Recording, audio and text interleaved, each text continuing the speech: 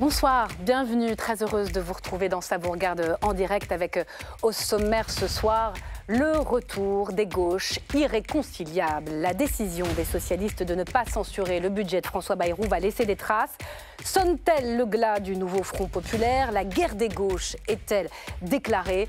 C'est notre grand débat ce soir avec mes invités sur ce plateau. Lui, c'est bien ce que signifie la censure. Il l'a subi comme tous les autres membres du gouvernement de Michel Barnier. Que pense-t-il du changement de pied stratégique du PS qui épargne François Bayrou sur le budget?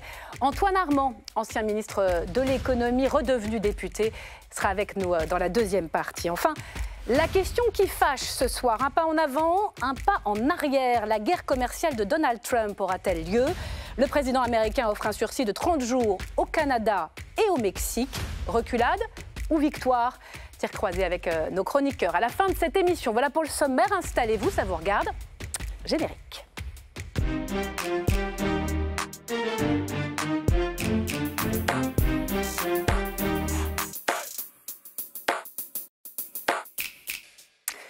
Est-on en train de vivre un tournant politique majeur, le début de l'émancipation définitive du Parti socialiste des Insoumis? Sa décision sans appel hier de ne pas censurer le gouvernement de François Bayrou a de multiples conséquences. La France va avoir enfin un budget, François Bayrou un sursis, et la gauche voit son unité voler en éclats. Alors jusqu'où iront les fractures municipales, législatives, présidentielles? Le nouveau Front populaire, est-ce que c'est bel et bien fini?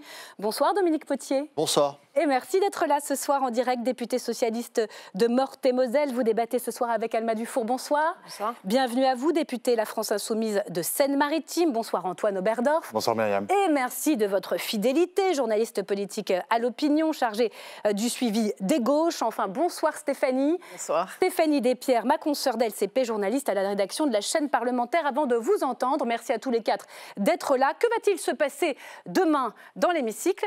C'est dans le récap de Valérie Brochard, tout de suite.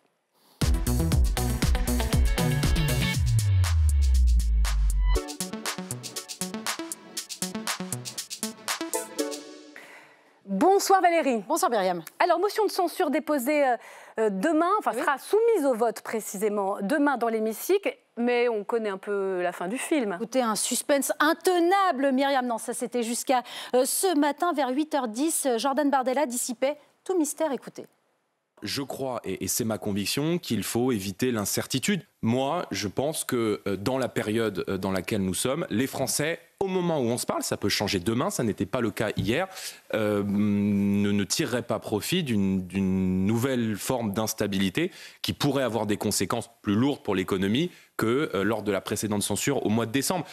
C'est non, le Rassemblement national ne votera pas la censure. Et on connaît bien la formule maintenant. Pour être adopté et faire tomber le gouvernement en place, eh bien, seuls les élus qui votent pour seront comptabilisés. Il faut qu'il soit plus de 289, c'est-à-dire la majorité absolue de l'hémicycle. Alors cet hémicycle, justement, regardez. Le socle commun, c'est-à-dire Ensemble pour la République, les démocrates, Horizon et la droite républicaine, ne votera pas la censure. Ça fait 211 députés. Le groupe Lyot ne votera pas non plus la censure. On ajoute 23, ce qui nous fait 234. On vient de l'entendre, le Rassemblement national et ses 124 membres, auxquels on peut rajouter les 16 élus qui soutiennent Éric Ciotti, eh bien, ils ne voteront pas la censure, eux non plus. On continue l'addition, Myriam, 234 plus 124 plus 16, eh bien, ça fait 374. On dépasse de très très loin la majorité absolue. Mais d'un point de vue mathématique, on s'en fiche un petit peu de la position du Rassemblement national, puisque la veille, vous l'avez dit, le Parti socialiste actait la non-censure du gouvernement Bayrou sur le budget. Donc, sans le Rassemblement national, on retrouve nos 234 élus, plus 66 élus socialistes, eh bien ça fait 300, on dépasse aussi la majorité absolue. Dans un communiqué de presse, le Parti socialiste précise, dans l'intérêt du pays et des Françaises et Français, nous prenons la décision de ne pas censurer le gouvernement au moment où la France attend de disposer d'un budget, une position justifiée par le premier secrétaire du parti ce matin sur France Inter. Nous avons, comme vous l'avez dit, beaucoup parlé, beaucoup hésité, parce qu'il n'y a aucune bienveillance vis-à-vis de ce gouvernement, mais il y a un attachement à l'intérêt général, celui du pays, doter la France d'un budget. Et nous avons choisi non pas de soutenir le gouvernement, mais de ne pas pratiquer la politique du pire. Un argument parfaitement incompréhensible pour Jean-Luc Mélenchon qui publiait dans sa dernière note de blog « L'événement de cette non-censure va maintenant produire ce que nous savons et pourquoi cela a été fait par ses auteurs. Le NFP est réduit d'un parti. Le nouveau Front populaire amputé et la colère d'Hugo Bernalicis, le député de la France Insoumise, n'avait pas de mots assez durs hier pour qualifier l'attitude de ses collègues socialistes. Ce sont des traîtres. Voilà, ce sont des traîtres, ceux qui proposent de ne pas voter la censure. Traîtres à leurs électrices et à leurs électeurs, et traîtres à la nation, au pays tout entier aussi. Et voilà, le NFP sacrifié sur l'autel du budget, un budget pourtant que tout le monde, même au sein du gouvernement, qualifie d'imparfait. Merci beaucoup Valérie Brochard. Dominique Potier, traître à la nation. Vous dit Hugo Bernalicis, qu'est-ce que vous lui répondez? J'invite dans la période l'ensemble de ceux qui s'expriment un petit peu au calme. La décision du Parti socialiste, elle vise avant tout à apporter la stabilité nécessaire à notre pays, aux Français, aux Françaises, afin qu'ils ne sombrent pas. Le chaos dans lequel nous aurait mis le refus à nouveau d'un budget, la chute du gouvernement, aurait créé une instabilité économique, sociale, mais également politique, dont on sait aujourd'hui que seule l'extrême droite en aurait tiré profit. Mais vous n'êtes pas les supplétifs du gouvernement de Bayrou aujourd'hui ? Est-ce que vraiment, est-ce que dans nos pratiques, dans nos propositions, dans nos amendements, dans les négociations que nous avons portées dans le budget, est-ce qu'on a l'air de près ou de loin de supplétifs? C'est ce que disent les Insoumis. Hein. Ils vous disent que vous êtes dans le soutien sans participation. Non, alors ça, si vous pouvez nous définir par nous-mêmes et non pas parce qu'on dise des partenaires de gauche, ça serait mieux. Non, nous sommes simplement un parti socialiste fidèle à son histoire, c'est-à-dire à une gauche qui entend gouverner, prendre ses responsabilités, contribuer à l'intérêt général avec la boussole de la justice et celle de la responsabilité. C'est ce que nous avons fait. Vous savez, il y a un dilemme qui est bien connu, c'est celle de Max Weber qui dit on a entre l'éthique de conviction et l'éthique de responsabilité. Eh bien aujourd'hui, on a fait preuve de responsabilité par rapport au pays. Nous gardons toutes nos convictions et nous l'exprimerons hier, aujourd'hui, et nous l'exprimerons demain. Alma Dufour, c'est fini le temps où les Insoumis disaient au PS qu'ils pouvaient faire et pas faire. Écoutez, il assume complètement Dominique Potier, éthique de la responsabilité. Moi, je ne suis pas là pour agresser Dominique Potier, ni le menacer de quelque manière que ce soit. Je suis là quand même pour rappeler deux choses. La première, c'est que tous ces débats et toutes ces décisions se fondent quand même sur un mensonge orchestré au plus haut sommet de l'État, qu'on a vu répéter depuis 2 mois, c'est-à-dire celui justement de la fameuse instabilité institutionnelle que provoque le fait qu'il n'y ait pas de budget. Déjà, rappelons quand même l'essentiel, il y a un budget. La loi spéciale, elle est temporaire. Oui, mais elle est temporaire, mais le budget 2024 continue à s'appliquer tant qu'il n'y a pas de nouveau budget. Ce qui se passe aujourd'hui, ce qui est gravissime, et je me permets d'utiliser ce plateau pour le dire, pour que le maximum de gens le sachent, ce qui s'est passé, c'est que M. Bayrou a retenu des crédits, par exemple, auxquels les associations, auxquels certains ministères avaient droit, par des circulaires. Il ne débloque pas le budget 2024 qu'ils auraient le droit légalement de développer. Parce qu'on reçoit beaucoup de lettres en ce moment de présidents d'associations. Attendez, c'est important ce que vous dites là. Vous dites que le Premier ministre a fait exprès de ne pas distribuer des aides publiques aux collectivités locales, aux associations, aux associations civiques, oui, tout à fait. Je l'assume, c'est dans des circulaires. Vous avez la preuve de ça? Oui, il y a des circulaires qui ont été prises en décembre qui bloquent les crédits, qui sont pourtant légalement ouverts au budget 2024. Donc ça, c'est très grave et c'est une première chose. Mais souvenez-vous quand même, juste, je donne cet exemple parce que c'est parlant. Elisabeth Borne, elle a quand même assumé de dire aux Françaises et aux Français que le 1er janvier 2025, il n'y aurait plus de carte vitale si on ne votait pas le budget. Elle s'est corrigée depuis, c'était faux, hein. C'est clairement faux. Oui, mais c'est pas que c'est faux. C'est que c'est un mensonge. Et c'est qu'en fait, ça fait plusieurs mensonges qu'on nous répète. Pareil pour la censure, le fameux coût de la censure des 12 milliards d'euros. Est-ce que vous êtes capable... Le coût de la censure qui aurait coûté à l'économie 12 milliards d'euros. Est-ce que vous êtes capable, ici, autour de cette table, de nous dire exactement comment ils ont chiffré? Non. Mais... Non, parce que les fake news, effectivement, qui ont à un moment donné... C'est très grave de faire de la politique avec des fake news. Celle qui concerne en particulier, qui était la plus emblématique, qui concernait la carte vitale, et sa mise hors fonctionnement, était effectivement spectaculaire et particulièrement grave. Bon. Ces fake news-là ne peuvent pas non plus totalement obérer le fait que le fonctionnement de la France sous loi spéciale n'est pas optimal, n'a rien d'optimal, je dirais même, et que nous allions au-devant en l'absence de budget, d'une accélération, par exemple, des plans de licenciement, d'un certain nombre de menaces sur l'emploi, indépendamment de la rétention de crédit pour les associations dont vous faites l'objet, dont vous faites l'État. Mais qui est donc faite là, qui est la volonté propre du gouvernement. Ensuite, est-ce qu'on allait au-devant d'un plus grand chaos qu'avec le budget. Je ne vous promets pas une pluie de sauterelles. Je vous dis simplement que la situation du pays allait vraiment s'aggraver très franchement. Et moi, je vais vous répondre parce que je ne suis pas du tout convaincue de ça. Pourquoi ? Parce que le budget 2025, celui donc on va nous forcer à adopter et qui va passer grâce à la non-censure des socialistes, mais aussi du Rassemblement national, et j'en aurai pour eux tout à l'heure, c'est le budget le plus austéritaire de la Ve République. Attention, parce que là, vous nous faites le procès de ce budget. Je vais finir. Les socialistes ne l'ont pas voté, ni demain avec le 49.3, ni ne pas voter un budget, ni en commission mixte paritaire. On va parler du fond avec un 49.3. On va parler du fond de ce budget. Mais je vous ai posé une question sur l'attitude des socialistes. Je veux juste répondre à un point, parce que je réponds quand même à M. Oberdorf, parce que c'est intéressant, c'est un vrai débat. Les faillites, elles ne datent pas de la censure. Elles ne datent pas de décembre. Elle date même pas de la dissolution, parce que ce serait trop beau. Il y a une censure, d'un coup, je suis un entrepreneur, je suis une PME, je décide de mettre la clé sous la porte. C'est pas vrai. Ce qui se passe, c'est qu'il y a des fondamentaux économiques qui sont excessivement mauvais. Depuis plus de 2 ans, le gouvernement fait n'importe quoi. Je suis désolée, il est incapable. Laissez-moi finir, il est incapable de prédire. Mais c'est tout à fait juste. Même le chômage qui augmente n'est pas imputable directement. Non, mais parce qu'on nous a tout mis sur le dos. À l'absence de budget. Mais Alma Dufour, s'il vous plaît. Mais justement, moi, je vais vous dire. Mais si vous voulez, la question. Mais moi, je vais vous dire pour qui je me bats. C'est le budget. Mais justement, je vais vous dire pourquoi moi je censure le gouvernement. Vous avez du mal à vous adresser à votre collègue socialiste parce que vous n'êtes plus face à un partenaire ce soir ou pas ? Est-ce que je peux juste finir une phrase ? Parce que j'étais ce matin encore avec des syndicats de plein d'entreprises, de Renault, de sous-traitants, etc. Vous croyez qu'ils veulent que le gouvernement reste ? Non.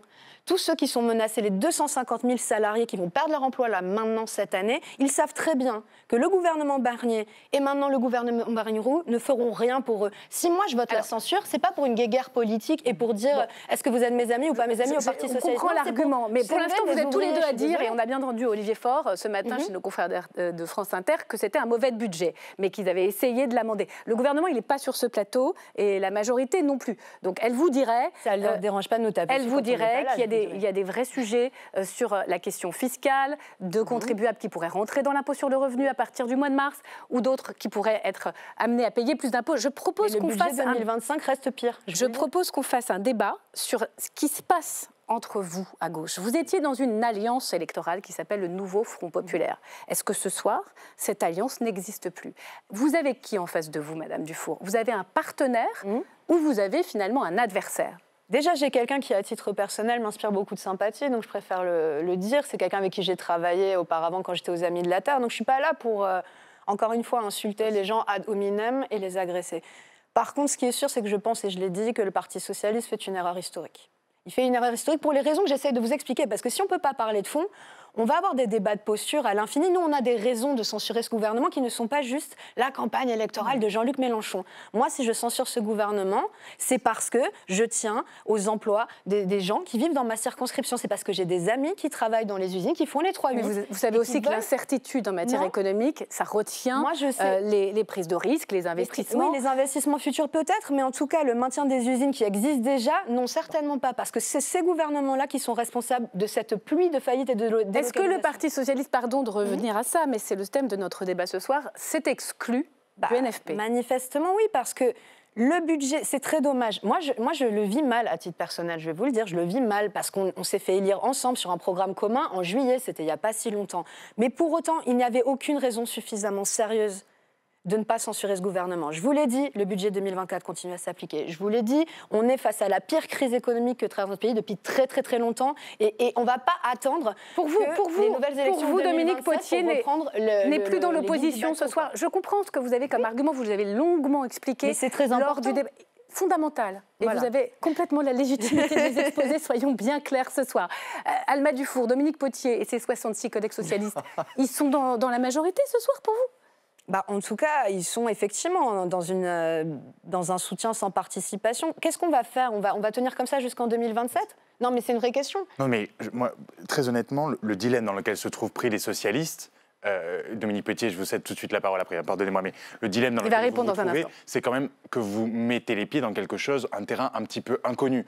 Nous en parlions encore cet après-midi avec certains de vos collègues. Vous êtes évidemment dans l'opposition, vous continuez de le dire, d'ailleurs de le claironner de plus en plus fort. Et à mesure que c'est répété, on a quand même le sentiment qu'on se dit, s'il le répète aussi fort, c'est qu'il y a un malaise à l'idée de se dire, si on se solidarise durablement avec ce gouvernement, ou en tout cas qu'on lui laisse durablement la vie sauve, avec en son sein des personnalités comme Gérald Darmanin et Bruno Retailleau, Dominique Potier vous répond. Le soutien sans participation qui ne dit pas son nom, quand même, posera problème.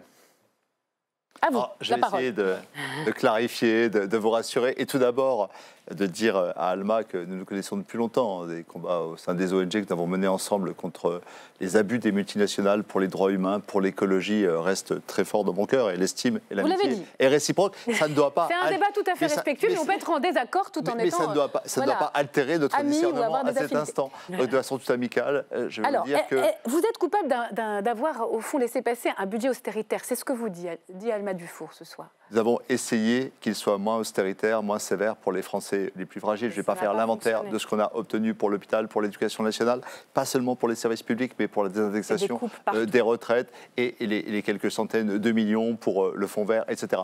Tout ça est large. Les retraites, c'est parce qu'on a censuré le gouvernement Barnier. Non, mais si je peux simplement dire que tout ça est largement insuffisant. Et ce budget n'est pas le nôtre. Ce n'est pas celui que nous aurions fait si nous avions été aux responsabilités avec une majorité. Je dis bien avec une majorité.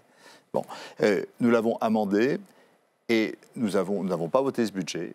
Et pour autant, nous ne voulons pas précipiter le pays dans un chaos qui, encore une fois, ne profiterait aujourd'hui qu'au Rassemblement national. Pour répondre maintenant à votre question de notre attitude aujourd'hui, il faut peut-être rembobiner. Laissez-moi simplement une minute, s'il vous plaît. Rembobiner. On est à la veille du 9 février, dans quelques jours, et on remonte au 9 juillet. Moi, je me rappelle très bien être interrogé par LCP. Et ce que je dis est une banalité sidérante. Je dis qu'il n'y a pas de majorité. On est arrivé en tête, à gauche, mais aucun n'est capable de gouverner. Et je pense que pendant tout l'été, et je le dis avec la liberté qui est la mienne de socialiste aujourd'hui, on s'est raconté une fiction, il y a une fiction estivale, qui a pensé qu'on pouvait gouverner avec tel Premier ministre, telle personnalité, etc. Et tout. Je crois que notre gouvernement n'aurait duré 3 mois, comme Michel Barnier. En tout cas, ça fait vraiment une ligne de fracture entre vous deux, parce que vous pensez exactement le contraire. Attendez, si vous permettez, 3 mois comme Barnier, 3 semaines, 3 jours, il aurait été immédiatement censuré. Et si nous n'intégrons pas cette question-là, elle est absolument fondamentale. On s'est raconté des histoires. Et le fait de s'être raconté ces histoires nous a fait perdre beaucoup de temps. Là-dessus, on ne va pas vous réconcilier, c'est une évidence. Vous avez vraiment deux lectures très différentes de la situation politique. Je redis, vous abandonnez avant même de vous être battu, en fait. C'est ça qu'on reproche aussi. Je constate que dans l'Assemblée, notre arrivée au pouvoir a été sanctionnée dans les 3 jours, 3 semaines, 3 mois. Oui, donc vous assumez. C'est une réalité politique. Vous assumez cette position. Je l'assume, nous nous sommes racontés des histoires. Qui n'est pas un renversement d'alliance, c'est bien ça. Vous ne censurez pas, mais vous votez contre le budget. À partir de là, il n'y a que 2 hypothèses. C'est que le bloc central gouverne avec l'extrême droite, ce qu'avait commencé à faire Michel Barnier, nous l'avons sanctionné, ou que autre scénario, dans une période intermédiaire, moi j'avais demandé qu'on prenne 3 mois pour bâtir un programme de 3 ans. En fait, on a perdu 6 mois. On a perdu 6 mois. Et nous sommes chaos après chaos, dans un moment où arrive ce qu'on aurait pu faire dès l'été, c'est constater que nous ne pouvions qu'avoir un compromis avec les forces démocratiques et républicaines. Vous donnez à la France un budget, même si ce gouvernement et ce budget ne vous convient pas, c'est très clair. Nous devons, y compris comme opposants, chercher les voies d'un compromis pour assurer la stabilité dans la justice. D'un mot, vous vous réservez le droit de censurer Bayrou plus tard? Oui, non.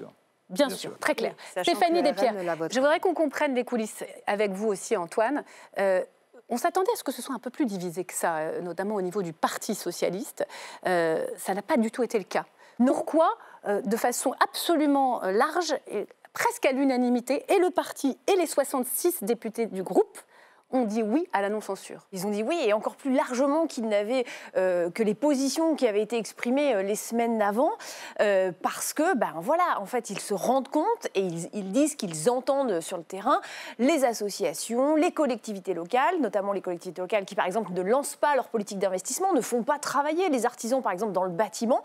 Les socialistes disent, ça, on a un problème, la machine économique est en panne, et on sait que ça vient en partie du budget, donc on ne veut pas prendre la responsabilité. Olivier Faure l'a dit, c'est dans l'intérêt, ils estiment que c'est dans l'intérêt de la nation de continuer à avoir un budget. Et c'est pour ça qu'ils sont sur cette ligne de crête qui est difficilement peut-être explicable, parfois difficilement entendable en effet par leurs alliés de la France insoumise, peut-être par une partie des électeurs, mais ils ont fait ce choix-là. C'est très clair. Antoine, ils ont sorti aussi une nouvelle censure. Et ça, c'est vrai que c'est pas forcément très compréhensible. Est-ce que c'est cette censure spontanée, article 49.2 de la Constitution, c'est ça qui fait qu'il y a une majorité large qui décide de ne pas censurer Bayrou? Oui, tout à fait. C'est l'art de la synthèse que ne renierait probablement pas François Hollande. En réalité, Emmanuel Macron. là, c'est une synthèse avec le 49.2, cette motion de censure censure spontanée, telle qu'elle sera probablement enseignée dans les universités d'été du Parti socialiste pendant de longues années. C'est la jurisprudence 49.2, c'est-à-dire que on trouve le moyen de censurer le gouvernement Bayrou, de marquer la désapprobation vis-à-vis d'une politique,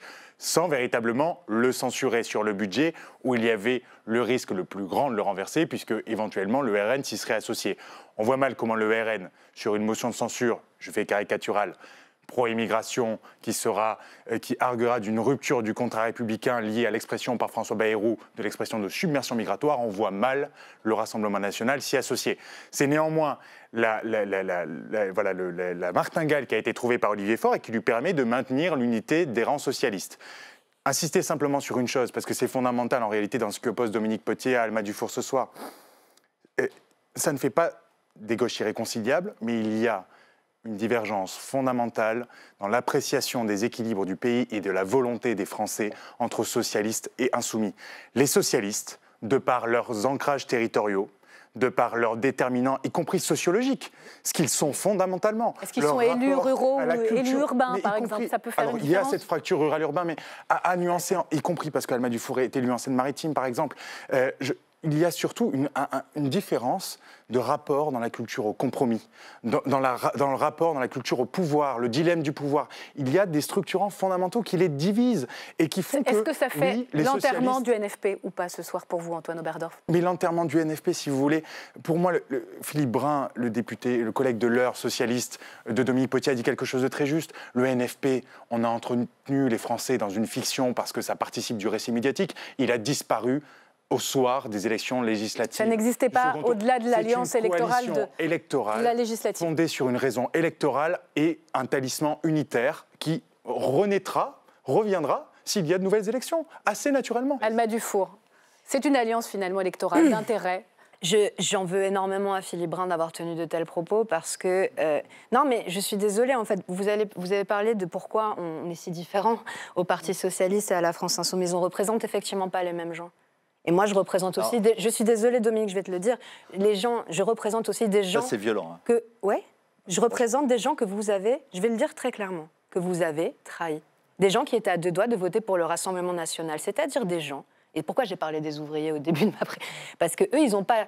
Là, c'est pas qu'ils ne veulent pas avoir la culture du compromis, c'est qu'on leur roule dessus depuis 50 ans avec toutes ces manières, ces méthodes, etc. Ce que vous faites là, je suis désolée, faire une motion de censure que vous savez très bien ne sera pas votée, dire aux gens que le NFP n'était qu'une alliance électorale... Si vous voulez faire monter... Oui, je vais vous laisser... Mais si vous voulez faire monter l'abstention dans notre pays, que la France insoumise s'est acharnée à combattre en allant chercher les jeunes un par un pour qu'ils aillent voter, certains pour la première fois de leur vie, en ramenant aux urnes des gens qui ne votaient plus depuis des dizaines d'années, en leur expliquant qu'en fait tout ça c'est des magouilles et qu'en période de grande instabilité, on préfère tous faire corps. C'est important que vous puissiez répondre, parce que ce procès d'avoir lâché le vote ouvrier au RN, il est récurrent au PS. Alma, vous savez, vous faites le procès d'une abstention... peau de lapin, d'une absence de censure peau de lapin, puisque de toute façon le RN ne va pas voter. Oui. Moi j'ai entendu également, et ça m'a profondément choqué dans les propos de leaders de LFI, le fait que la bonne censure, c'est celle que voterait le RN parce qu'elle aurait des chances d'aboutir. Vous voyez, on est tous dans des contradictions liées à la répartition. Je l'ai entendu. Je combats le RN dans ma circonscription. Sur l'électorat populaire, Dominique Potier, c'est important. Sur le vote ouvrier qui vote RN aujourd'hui. Alma, il vient sur votre procès qui est totalement inique et qui me blesse profondément pour le coup. Les origines qui sont les miennes, les combats qui sont les miens. Vous savez, on est deux, ça ne vous fait peut-être pas plaisir la référence, mais on est deux dans le Grand Quart Nord-Est, c'est plus de 10 millions d'habitants. Deux seuls élus de gauche en milieu rural. C'est François Ruffin et moi. Peut-être ça ne vous plaît pas, mais c'est deux personnalités différentes. Et en même temps, on a une grande sympathie, on a une grande amitié entre nous dans des styles différents. Donc François, comme moi, c'est de quoi on parle quand on parle d'électorat populaire, quand on parle que tout autour de nous, c'est tout noir, que la vague, elle est puissante, qu'elle est en train de monter, et toute l'humanité, l'énergie, la vérité, les combats pour la justice qu'on mène pour nos territoires, j'ai envie de vous le dire aujourd'hui, je n'ai aucune leçon à recevoir de LFI. D'accord, pas de leçon à recevoir de LFI. Et de combat populaire, je vous l'assure. Je vais vraiment avec force aujourd'hui toutes mes origines, tous mes combats. Mais je me permets de vous interrompre parce que vous en parlez. C'est le RN qui nous attend depuis la salle des 4 colonnes en duplex avec Marco Pommier. Cette censure déposée sur les valeurs après l'expression contestée et polémique du Premier ministre sur la submersion migratoire, que vont en faire les rassemblements nationaux dans l'hémicycle? C'est à vous. Oui, Brian Masson, sur la motion des valeurs des socialistes, vous ne la voterez pas, cette motion. Vous êtes d'accord avec François Bayrou sur ce sujet? Écoutez, il y a en effet un sentiment, plus que sentiment, de submersion migratoire. Comme 70% des Français, on pense que l'immigration, en effet, pose beaucoup de difficultés en France pour nos compatriotes. Donc nous sommes d'accord avec François Bayrou. Mais même, on l'invite à aller plus loin, c'est-à-dire dans la réalité des Françaises et des Français. Et on laisse évidemment la gauche hurler en se cachant les yeux, en se bouchant les oreilles et en refusant de voir la réalité que vivent nos compatriotes. Donc vous ne la voterez pas, cette motion spontanée? Donc évidemment, nous ne voterons pas et nous laissons les socialistes faire leur vaudeville entre eux, se disputer dans leur intergroupe et rester éloignés des débats qui intéressent les Français. Et demain, que va faire le Rassemblement national? Jordan Bardella, lui, n'est pas favorable à la censure pour éviter l'incertitude. Vous dites quoi? Que va faire le RN demain? Écoutez, il faut attendre encore quelques heures, vous me pardonnerez, la réunion aura lieu demain et Marine Le Pen, Jordan Bardella et les députés du groupe Rassemblement National prendront leurs décisions. Force est de constater que cette prise de position n'est pas la même qu'en décembre, qu'il y a évidemment d'autres victoires à apporter au crédit du Rassemblement National sur la fin du gel des indexations des retraites, sur la baisse du coût de l'électricité, sur le dérèglement, le remboursement des médicaments. Tous ces sujets ont été remportés par le groupe Rassemblement National. Donc en effet, demain, il faut qu'on pose les bonnes questions et qu'on ait les bonnes réponses parce que les Français nous regardent, ils veulent de la stabilité, à nous de prendre nos responsabilités. Merci beaucoup Brian Masson pour cette réaction. Et merci à vous Marco Pommier. Les voix du RN qui se mêleraient à la non-censure, un cauchemar. Ça vous ennuie vraiment? Je veux dire...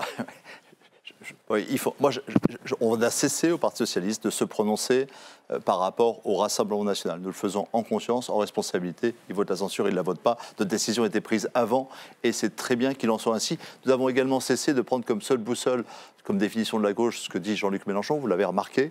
Et nous sommes en train de redire un récit pour notre pays, un récit pour les Français, fondé sur la justice. Je le dis, j'étais partisan d'un compromis dès le mois de juillet.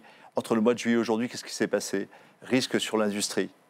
Déficit public révélé. On ne peut pas dire ça. Les plans sociaux, ils précédaient bien le mois de juillet. Déficit abyssal des finances publiques. Et puis Trump aux États-Unis. Nous sommes dans une bascule géopolitique. Et dans ce moment-là, moi j'ai envie qu'il y ait une France puissante, une Europe puissance productive, puissance normative.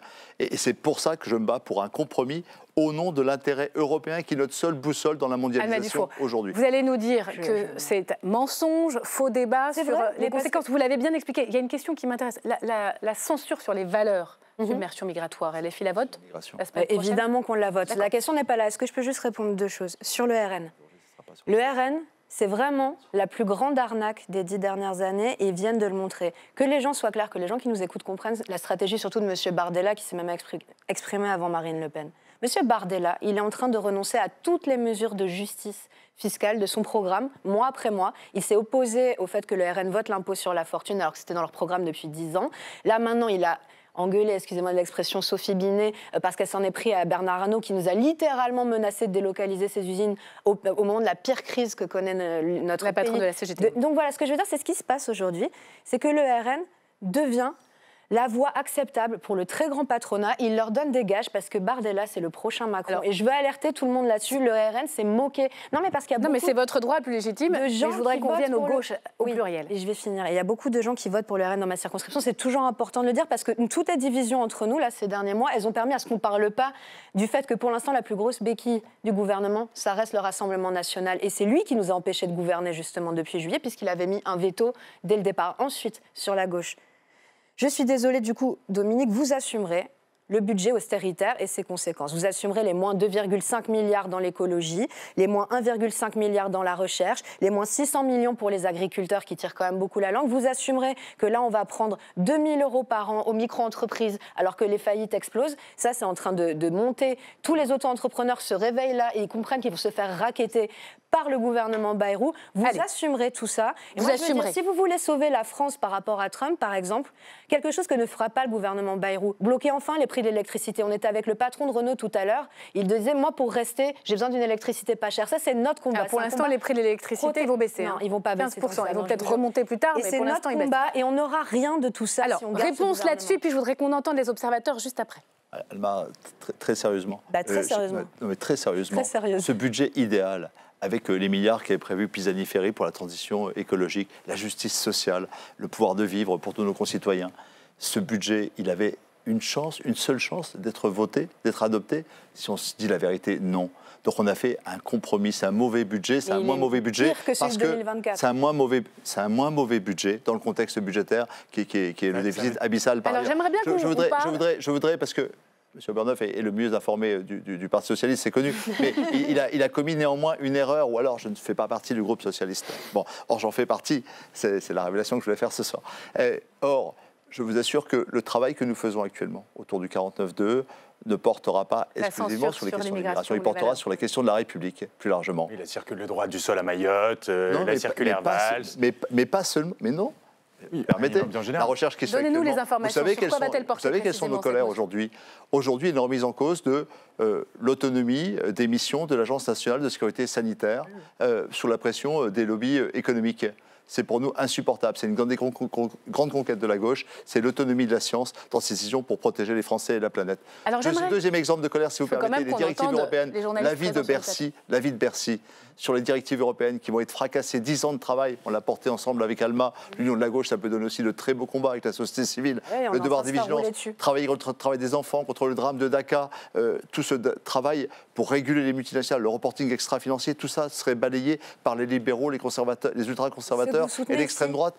Insupportable. C'est tous, et il y a eu dans les paroles du gouvernement, dans ces silences, il y a encore des points de dialogue des choses entre qui sont vous. insupportables. C'est une évidence. J'aimerais qu'on parle un instant quand même de François Bayrou. Et là, je m'appuie sur les observateurs. Stéphanie Despierres, c'est intéressant de voir quand même que la main tendue, et cette fois du côté du Parti socialiste, vous devenez, sans être les alliés, vous êtes les nouveaux pivots. Ça vous donne une responsabilité dans cet hémicycle. Vous nous avez dit que vous pourriez censurer plus tard. Habile, François Bayrou par rapport à Michel Barnier, clairement ?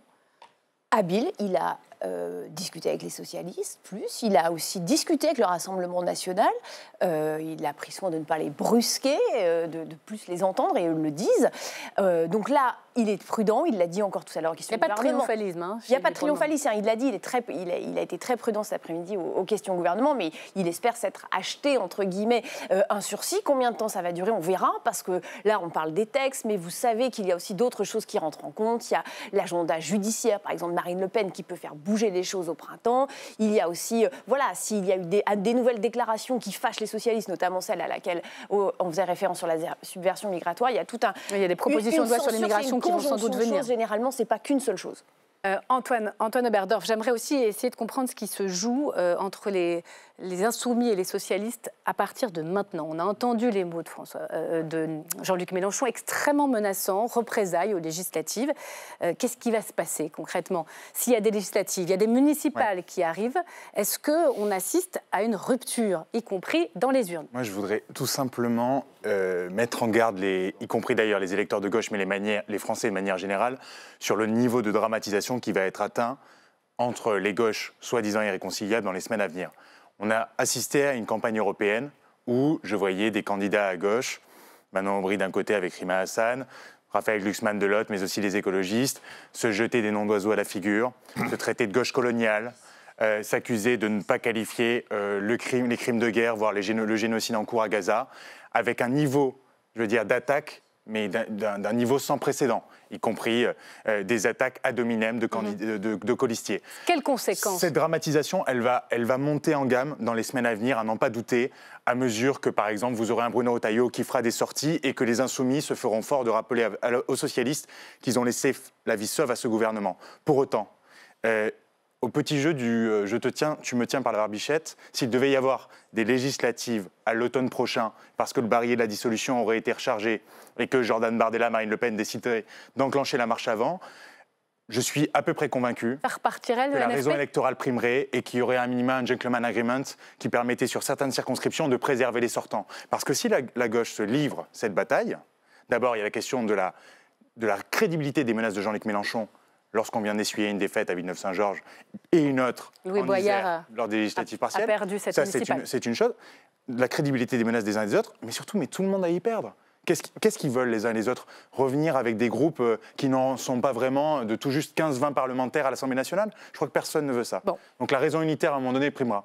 On verra ça. Il y a une dernière chose où je voudrais vous entendre. J'étais frappée ce matin de cette phrase d'Olivier Faure qui dit très clairement que pour la prochaine présidentielle, il faut un candidat qui ne soit pas Jean-Luc Mélenchon. Autrement dit, on est parti vers 2 candidats de gauche, Mélenchon et un candidat peut-être unitaire des écologistes, je dis peut-être, aux socialistes. Vous l'assumez ou vous le regrettez, Alma Dufault? La gauche aura 2 candidats. Il l'a très clairement expliqué. Oui, mais je pense que ça fait longtemps que c'est su. Ça fait longtemps que c'est dit.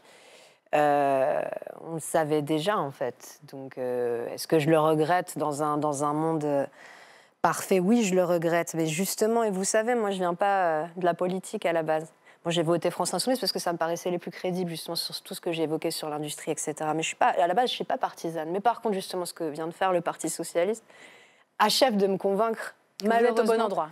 Mais que qu'on renversera la table, je suis désolée, qu'en ayant un peu de courage et qu'en assumant nos principes. Et Dominique Potier, sur 2027, oui, je vais dire, d'abord, vous souhaitez très clairement, comme Olivier Faure, qu'il y ait un autre candidat à gauche que Jean-Luc Mélenchon? Bien sûr, bien sûr, bien sûr. Il faut y travailler, il faut élargir, il faut agrandir la gauche, il ne faut pas la rétrécir, bien sûr.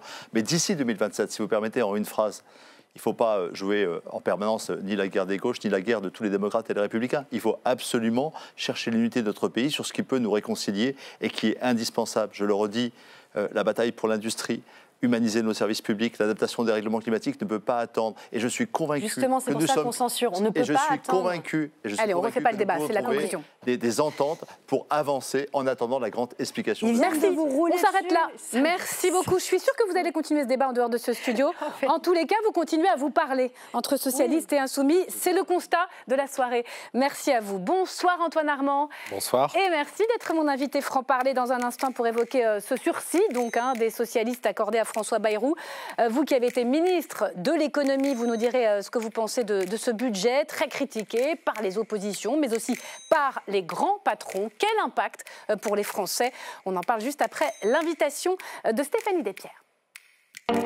Si on vous invite, Antoine Armand, c'est parce que vous êtes l'ancien ministre de l'économie et l'un des gardiens du temple macroniste. Élu député de Haute-Savoie en 2022, réélu en 2024, vous devenez compagnon de cordée de Michel Barnier. Le 21 septembre, à la surprise générale, vous remplacez l'inoxydable Bruno Le Maire à Bercy. 3 jours plus tard, première matinale radio et un faux pas.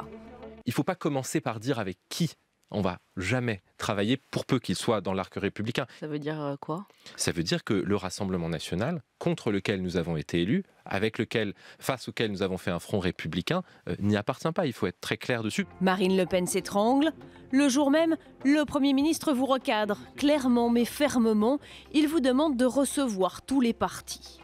Durant vos 74 jours au gouvernement, vous essayez de réduire les déficits publics sans détricoter le bilan économique d'Emmanuel Macron. Quitte à dire publiquement votre désaccord avec la ligne Barnier, comme fin novembre, en pleine discussion budgétaire, lorsque vous dites non aux hausses d'impôts pour les entreprises. Le 4 décembre, c'est la chute. 331. Le gouvernement Barnier est renversé. Avant de faire vos cartons, vous devez faire adopter une loi spéciale pour pallier l'absence de budget, repoussant le problème à 2025.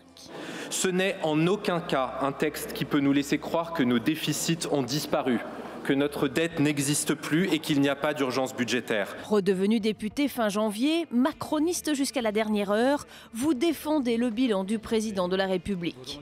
Depuis 2017, le coût du travail a baissé, le chômage aussi, mais depuis fin 2024, il repart à la hausse. Le taux de chômage pourrait même atteindre près de 8% en juin. L'une des grandes réussites d'Emmanuel Macron est désormais menacée. Et bienvenue sur ce plateau, Antoine Armand. Merci d'être là. Merci. Avant d'entrer dans le détail de ce budget, est-ce que vous vous dites pas, très franchement, sans langue de bois, ah, si Michel Barnier avait été aussi habile que François Bayrou, vous seriez peut-être toujours à Bercy? La situation était tellement différente. On ne va pas refaire le match, comme on dit, mais il Vous vous souvenez que le Parti socialiste, qui aujourd'hui a trouvé le chemin du compromis, de la négociation, avait décidé de censurer Michel Barnier avant même son discours de politique générale et avait refusé de le rencontrer. Oui, la situation aurait été différente si le PS avait fait ce choix dès le début. Mais vous reconnaissez quand même que Bayrou a réussi là où Barnier a échoué. Et le gouvernement de François Bayrou est en train de réussir après une première censure. Sans doute aussi parce que des partis raisonnables ne peuvent pas se permettre de censurer un gouvernement tous les 2 mois et de laisser la France sans budget. Il faut avoir des regrets parce qu'on peut toujours faire mieux. Mais c'est vous, notre travail. Mais Antoine Armand, qui avait dit très clairement que le RN n'appartenait pas à l'arc républicain, on se souvient de la polémique qui avait suivi. Vous n'auriez pas préféré finalement que les socialistes puissent dialoguer avec le Premier ministre Michel Barnier de l'époque? Mais il aurait fallu qu'ils le voulussent. Ils ne le voulaient pas. C'est de leur faute entièrement. Ils ne voulaient rien entendre. Et je vois qu'ils ont pris un autre chemin, et je suis pas là pour polémiquer sur le passé, je vois qu'ils prennent un autre chemin, et c'est ce qui nous permet d'avoir un budget pour le pays. Mais il faudra aussi se souvenir... Vous les remerciez ce soir d'avoir pris un autre chemin? Mais je n'ai pas à les remercier, je pense que c'est les Français qui sont contents de voir que l'élection qui a eu lieu en 2024, qui a mené à une assemblée complètement fragmentée, a conduit à ce qu'on ait besoin de compromis. Alors, on ne va pas avoir ce débat nouveau, le compromis c'est un mot horrible. C'est compromission pour les Français. On voit que les partis les plus extrêmes disent si vous discutez, ne serait-ce que si vous discutez avec le gouvernement, vous êtes des traîtres. Et puis on se balance des noms d'oiseaux. Franchement, il n'y a pas une démocratie en Europe qui fonctionne comme ça. Donc c'est un beau mot, le compromis. Mais c'est un beau mot. Allez, on entre dans le détail. C'est un budget qui va faire porter l'essentiel de l'effort des économies sur l'État, avec des coupes sombres un peu partout, dans les budgets du logement, de l'écologie, du travail. Ça va se ressentir forcément à un moment ou à un autre par les Français qui vont en subir les conséquences. Les Français vont subir les conséquences du budget comme ils l'en subissent ou ils en bénéficient chaque année. Mais ils vont d'abord, et ils subiront d'abord et avant tout les conséquences d'une explosion du coût de la dette si on ne réduit pas nos déficits. Les entreprises et donc les salariés et donc le pouvoir d'achat de tous les Français ressentiront les conséquences d'un pays qui ne tient pas ses comptes. Et donc il faut que tout le monde se serre la ceinture. Je regarde quand même, moins 3 milliards sur le budget du travail, moins 2,6 milliards sur l'écologie, moins 1,5 sur le logement, sans parler de la recherche. Ça va se voir à un moment. Myriam Nkawa, ce sont des économies par rapport à l'augmentation qui était prévue. Le budget total des dépenses de l'État et des administrations locales et de la santé, il est en hausse. Autrement dit, les dépenses vont continuer à augmenter l'année prochaine. Mais pourquoi seulement sur l'État? Pourquoi ne pas avoir aussi trouvé des recettes sur les collectivités ou même sur la protection sociale? Vous avez totalement raison de le souligner, parce qu'il y a aujourd'hui une lâcheté très importante de très nombreuses forces politiques quand il s'agit de s'attaquer à la dépense locale et à la dépense sociale et de santé. Lesquelles, précisément? Je vous donne un exemple. Je vous donne 2 exemples. Michel Barnier avait eu le courage de proposer une économie de 5 milliards d'euros sur les collectivités locales, dont l'emploi public a augmenté de manière très importante. La droite sénatoriale est lâche? Les sénateurs ont choisi de concentrer les économies, de réduire les économies à 2 milliards. Un autre exemple, nous avons la dépense sociale de l'Union européenne la plus élevée, la dépense sociale et de santé. Les dépenses d'assurance maladie l'année prochaine augmenteront de plus de 3%. Qu'est-ce que ça veut dire? Pourquoi on n'y arrive pas en France à toucher à la dépense sociale? Parce que nous n'avons pas... Qui résiste? Parce que nous n'avons pas la lucidité de la gravité de notre situation budgétaire. Ça, c'est la gauche. Et qu'on se dit, tous, et nous portons notre part aussi, il faut pas... Vous voyez, je veux dire, c'est l'accumulation des petits renoncements qui fait que chaque année, on se dit, allez, l'année prochaine, on fera des économies. Et puis cette année... Restons à ce niveau-là et continuons. On va y arriver au 5,4% de déficit. C'est le projet du gouvernement, c'est la fin de l'année. Gouvernement. Je suis plus aux responsabilités, donc je n'ai pas le détail des 5,4%. J'espère qu'on y arrivera, parce que c'est un minimum, mais vraiment un minimum pour redevenir crédible. Mais je vous ramène quand même à la situation économique, puisque vous étiez ministre de l'économie. Je sais que l'emploi industriel vous tient vraiment à cœur, à l'heure où plusieurs sites dans la chimie, par exemple, sont menacés. Ce budget va augmenter le coût du travail, peut-être un peu moins que prévu, mais quand même, il va revenir sur les allègements de charges à hauteur d'1,6 milliard. Est-ce que c'était vraiment le moment de faire ça? Vous parlez à quelqu'un qui s'est battu au sein du gouvernement pour qu'on passe de 4 milliards d'allègements de charges qui étaient prévus en moins à 1,6 milliard. Précisément parce que je suis convaincu par ce que vous dites. Parce que j'appartiens à un groupe politique qui, depuis des années, se dit le problème en France, c'est ce que disait le PDG de Michelin, c'est que le salaire brut est très élevé, ce que ça coûte à l'employeur est très élevé, ce qui à la fin dans la poche du salarié est très bas. Et que plus on l'augmente, moins on est dans la compétition internationale. Donc je me suis battu pour que ce soit seulement 1,6 milliard. Dans l'idéal... C'est déjà trop ? Dans l'idéal, j'aurais fait 0. Mais je viens de vous dire qu'il faut être responsable et que chacun doit faire un effort. Justement, sur les impôts, cette fois-ci, les recettes fiscales, vous avez évidemment, comme moi, entendu les grands patrons, vous citiez Michelin à l'instant, la surtaxe de l'impôt sur les sociétés des grands groupes ne passe pas. Taxer le Made in France à l'heure où Donald Trump baisse drastiquement la fiscalité des entreprises, c'est une incitation à délocaliser, vous dit directement Bernard Arnault, le patron d'LVMH. Qu'est-ce que vous lui répondez ? D'abord, il faut écouter attentivement et ne pas insulter les grands patrons qui font l'emploi et l'industrie en France. J'ai entendu des noms d'oiseaux, pas que d'oiseaux d'ailleurs, de tout type, à l'égard des capitaines d'industrie. Partout dans le monde, on admire les grands patrons, on respecte ceux qui créent des emplois. En France, on les conspue. Bon. Ensuite, oui, le gouvernement de Michel Barnier, maintenant le gouvernement de François Bayrou, a proposé cette surtaxe d'impôt sur les sociétés pour les entreprises qui ont plus d'1 milliard d'euros de chiffre d'affaires sur le territoire pour qu'elles contribuent. Il peut contribuer à la solidarité nationale ? Est-ce qu'il le fait en disant ça ? De manière exceptionnelle.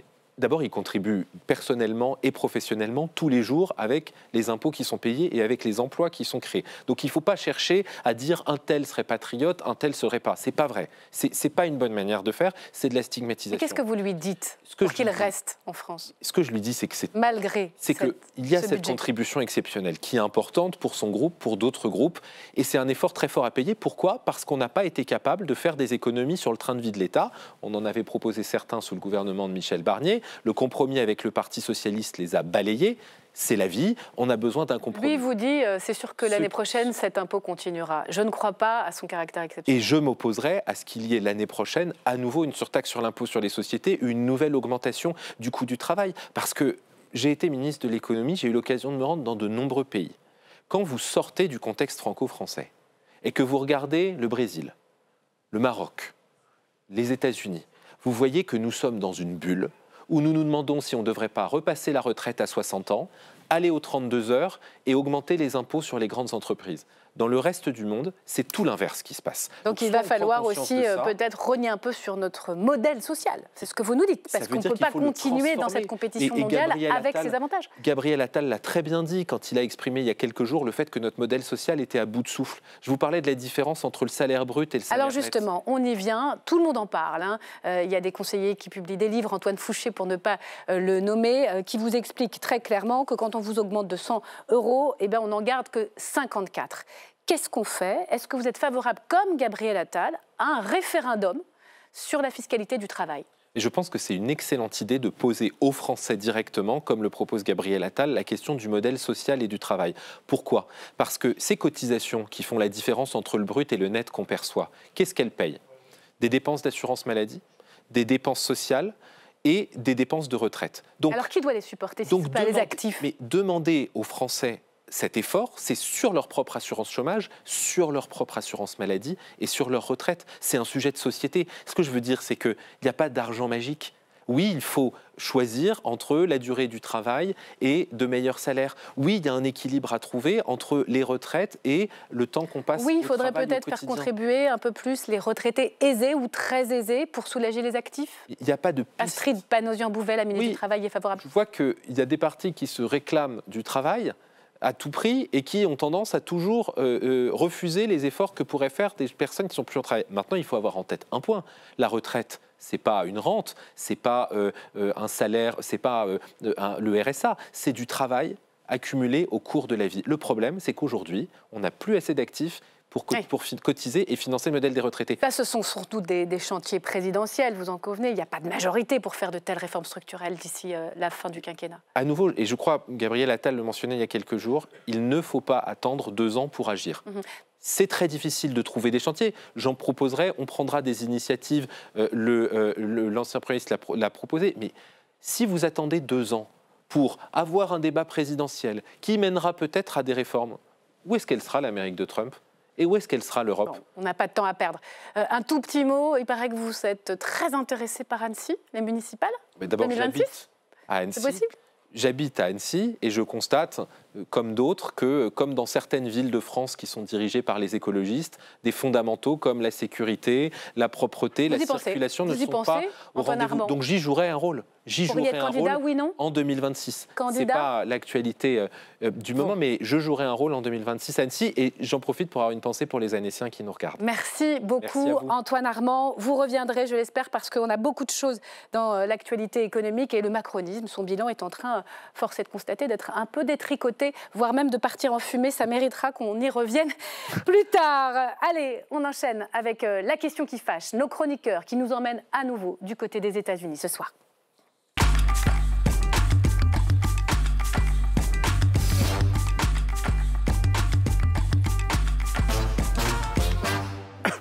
Tir croisé ce soir entre Mathieu Plane, économiste à l'OFCE, bonsoir. Bonsoir. Et Richard Verly, correspondant France-Europe du quotidien suisse Blick. Merci à tous les deux d'être là. Préparez vos arguments. Voici la question qui fâche ce soir. Donald Trump nous avait bien prévenus. Vous m'avez déjà entendu le dire avec humour, mais le mot douane est l'un des plus beaux du dictionnaire. Et à peine investi, il a mis ses menaces à exécution. Première victime, le Canada et le Mexique, avec l'instauration de droits de douane de 25% sur leurs produits. Pour la Chine, plus 10% à partir du 10 février. Mais ces pays ne comptent pas se laisser faire. La Chine annonce ce matin taxer de 15% les hydrocarbures américains. Quant au Canada, comme les douanes américaines, notre réponse sera de grande portée et comprendra des produits du quotidien, comme les bières américaines, vins, bourbons, fruits et jus de fruits, y compris les jus d'orange, avec les légumes, les parfums, les habits, les chaussures et des produits majeurs de consommation. Mais hier soir, revirement. Trump annonce qu'il suspend la hausse des droits de douane pour un mois pour le Canada et le Mexique. Nous avons eu une très bonne conversation avec le président Trump, avec beaucoup de respect pour notre souveraineté et notre nation. Et nous avons conclu une série d'accords. En échange, les deux pays acceptent de renforcer le contrôle aux frontières pour limiter le trafic de drogue et l'afflux de migrants. De quoi calmer l'affolement des marchés financiers après la baisse de la bourse de Wall Street ce lundi. Augmenter les droits de douane, pas si simple visiblement, à moins que Donald Trump s'en serve comme arme stratégique. Alors ces droits de douane, reculade ou victoire pour le président américain? À vous de trancher ce soir. À vous de trancher. Richard Verly, vous commencez. Reculade ou victoire? Non, je pense que c'est une reculade. Ah oui? Évidemment, parce que Donald Trump, alors, bien, il voulait utiliser ces tarifs comme un levier de négociation, il a la négociation, mais on ne sait pas ce qui va en sortir. Et donc, de fait, il est maintenant dans une position plus défensive. Reste à savoir ce qu'il va demander en échange éventuel de la non-application de ces tarifs qui, pour l'instant, sont suspendus donc pour le Mexique et pour le Canada. Pour l'instant, ce qu'il demande, c'est très clairement des conditions sécuritaires, migratoires, sanitaires, la lutte contre le fentanyl, notamment au Canada. Donc... Mais qui dit négociation dit, encore une fois, négocier, c'est-à-dire faire des concessions. Et quand vous entendez la présidente mexicaine, elle n'a pas l'air spécialement décidée à céder. Donc moi, je dis première reculade. Mathieu Plane. Moi, je dis reculade, mais à très court terme. Mais reculade peut-être pour une victoire future. En tout cas, on l'a vu, ça apporte des billes quand même importantes pour, en tout cas, le président américain dans les négociations à venir. Pas que sur la politique commerciale, mais on le voit du coup sur la sécurité ou effectivement le trafic de drogue, le fentanyl. Mais clairement, on va voir que cet argument économique et la puissance des États-Unis vont utiliser cet argument commercial des droits de douane pour justement soutirer justement un certain nombre d'éléments qui ne sont pas forcément qu'économiques, en tout cas. Si c'est un moyen de pression des droits de douane, oui, ça a quand même une certaine efficacité. Ça ne fait pas un aveu de faiblesse, ça, de bien les sûr, utiliser ça a une efficacité, pour obtenir des résultats. C'est là où c'est quand même assez paradoxal, parce qu'il y a aussi un coût pour les États-Unis à mettre ces droits de douane. Forcément, s'il y a ces droits de douane, on sait très bien qu'à court terme, ça va surtout avoir un effet sur l'inflation domestique. D'ailleurs, la bourse a très mal réagi aux États-Unis. Ah, les marchés financiers ont fait bien sûr, ils n'aiment pas du tout ça, ils préfèrent le libre-échange. Donc forcément, on voit bien qu'il y a un jeu comme ça, perdant-perdant, mais qui peut perdre le plus? Et les États-Unis savent qu'ils ont une puissance qui est très forte, parce qu'il ne faut pas l'oublier. Les États-Unis, c'est 1000 milliards de déficit commercial. Donc ça veut dire que c'est aussi 1000 milliards d'excédents des autres pays. Donc forcément, ces droits de douane vont avoir un impact sur l'économie des autres pays, mais aussi sur les États-Unis. Après, on voit que personne vraiment a intérêt à le faire, mais Donald Trump est en position de force pour dire si je déclenche ces droits de douane, alors il va avoir ça. Si je ne les déclenche pas, vous négociez autre chose.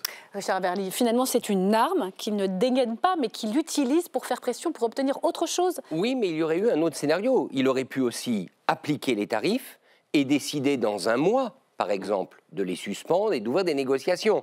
Moi, je pense que ça lui donnerait quoi? Plus de puissance politique encore qu'il n'a déjà? Quelque chose, je parle sous le contrôle de Mathieu, c'est que peut-être l'administration Trump n'était pas si préparée que ça sur les conséquences économiques de ces tarifs. Et ce mois donné au Mexique et au Canada, c'est peut-être un mois que Trump se donne aussi à son administration pour bien calculer les secteurs qui seront vulnérables et ceux qui le seront moins. Mais ça veut dire quoi? Il va donner un mois à tout le monde? Il ne le donne pas à la Chine. Alors la Chine, on y vient. Oui. Parce que là, il faut comprendre, il menace de 10% de plus de droits de douane les Chinois, mais ils sont déjà taxés, les Chinois, à 25%, c'est ça? Oui, alors pas sur tout, mais effectivement, ils sont à 25%. Sur l'automobile, par exemple, électrique, ils sont même à plus que ça. C'était d'ailleurs Biden qui a mis en place ces taxes particulièrement élevées. Rappelons que dans la campagne présidentielle, il parlait de 60% de droits de douane sur la Chine. Donc déjà, il revient à 10%, ce qui est à peu près ce qu'il disait pour les autres pays.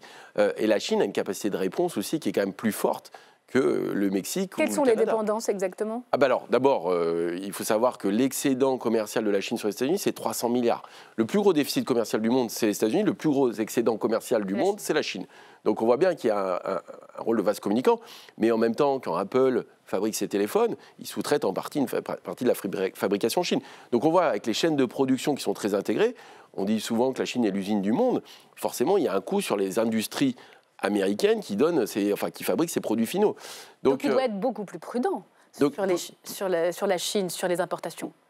Et on voit qu'il commence à être plus prudent, qu'il a d'abord ciblé certains, il parle de certains secteurs, il parle plus de 60%, et on a l'impression qu'il est plutôt aujourd'hui en train de parler du Mexique et du Canada que la Chine, alors qu'au début c'était plutôt la Chine.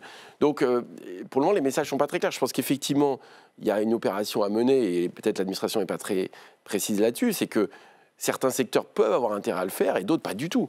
Et donc mettre en pratique des droits de douane homogènes pour tout le monde, pour tous les secteurs, ça serait une catastrophe.